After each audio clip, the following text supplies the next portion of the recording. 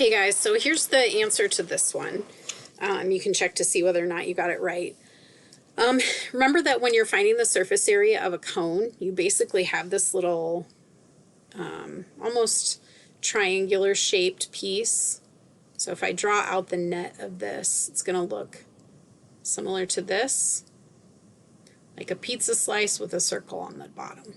Okay, so remember that to find the surface area, you just have to find the area of both of these two pieces and then add them together.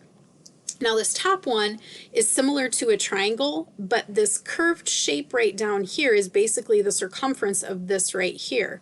So if we figure out the circumference of that circle, okay, we know that circumference is pi times the diameter. And if the radius, so you can see here the radius for that circle is 5, so the diameter would just be 10, okay?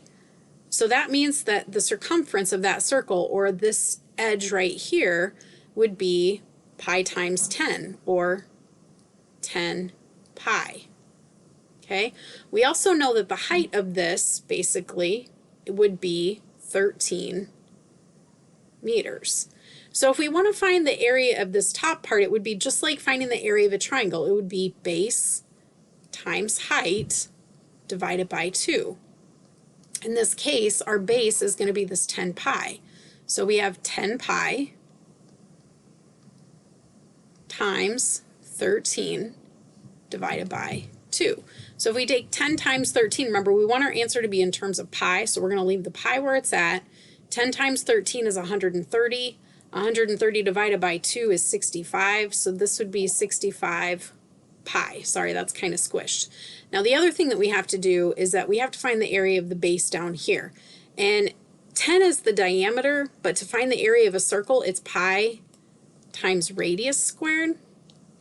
And if the diameter is 10, then that means that the radius has to be 5. So this would be 5 squared pi.